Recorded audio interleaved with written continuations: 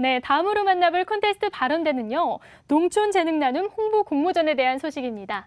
우리가 가지고 있는 다양한 재능을 농촌에서 나누는 그런 공모전이 열렸다고 하는데요. 이를 위한 홍보 공모전이 지난 10월에 열렸다고 합니다. 농림축산식품부 박혜청 사무관 모시고 더 자세한 소식 나눠볼게요. 안녕하세요. 네, 반갑습니다. 근데 사실 저는 농촌재능 나눔이라고 했을 때 농활 봉사활동 정도밖에 생각이 안 나거든요. 네. 어떤 활동인가요? 네, 옛날에는 봉사활동들을 많이 했었는데 지금 농촌재능나눔 활동은 인구 감소로 인해서 농촌의 활력이 잃어가고 있습니다.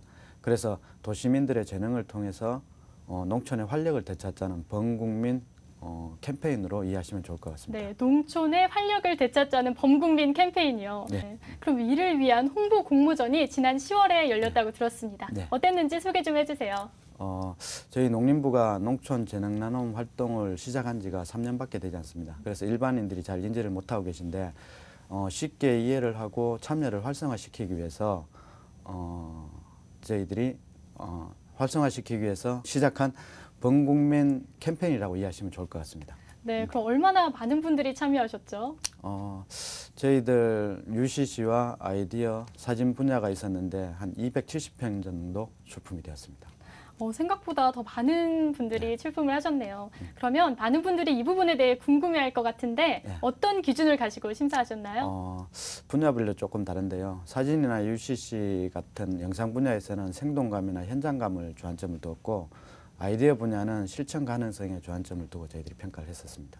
네, UCC나 사진은 사실 저희가 조금은 예측이 가능한데 아이디어 분야는 어떻게 모집하셨는지 궁금해요. 좀 자세히 이야기 좀 해주세요. 이게 정책적인 부분이라 조금 어려울 수도 있는데요. 네. 일종의 이런 거죠.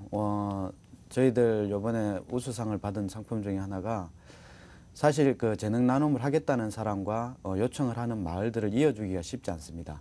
그 분야의 코디네이터를 만들어주는 그런 아이디어를 낸 것들이 있었거든요. 그런 식으로 농촌 재능 나눔 활동에 대한 아이디어나 프로그램을 제안하는 것이 아이디어 분야입니다. 네, 그럼 마을 컨설팅도 일종의 그런 아이디어가 될 수 있겠네요. 맞습니다. 네, 그러면 특별히 많은 작품들이 나왔겠지만 기억에 남는 작품 어떤 게 있을까요?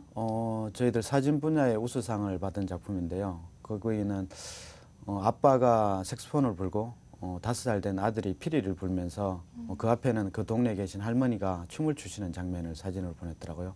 아주 감동적인 장면이었습니다. 네, 이렇게 보기만 해도 마음이 따뜻해지는 장면이 그려집니다. 네. 그렇다면 영상 분야 이야기를 안 해볼 수가 없는데 어떤 작품이 상을 받게 됐죠? 영상이 수준이 제일 높았던 것 같습니다. 그리고 대상도 이번에 대상도 수상을 했었고요. 근데 그중에 대상을 받은 작품은 우리 농촌 이미지, 농촌에서 할 수 없는 분야들, 그런 분야들을 직접 이제 도시민들이 도와줄 수 있다는 감동 스토리로 그린 일러스트로 그린 작품이었습니다. 농촌에서 하기 어려운 것들이라면 구체적으로 어떤 것들이 있을까요? 그림에 나오는 건 사실 좀 단순한 거였습니다. 뭐 백지 바르기라든지 이발을 한다든지 아니 뭐 스마트폰 조작을 한다든지 좀 내용은 단순하지만 실제로 시골에서는 어떻게 보면 가장 어려운 부분이 아닐까도 생각해 봅니다. 그렇죠. 아무래도 우리가 모두 스마트폰을 사용하고 있지만 농촌에 계신 어르신들은 사용법이 어려울 수도 있거든요. 맞습니다. 그런 사회상도 잘 담아냈다는 생각이 듭니다. 그럼 이렇게 지켜보고 있는데 농촌 재능 나눔 아주 사회에 필요하겠다는 생각이 들어요. 어떻게 보시나요?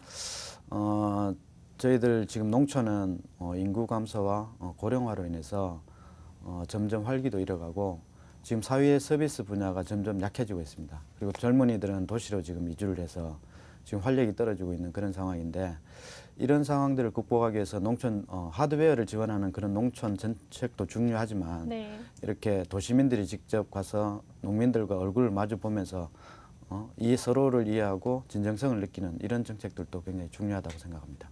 네, 단순히 대회에 그치는 것이 아니라 이제 진정성 있게 농촌에 계신 어르신들과 이제 도시의 이제 젊은이들이 함께 어우러지는 장이 될 것 같다는 생각이 듭니다. 그럼 마지막으로 앞으로의 계획 부탁드립니다.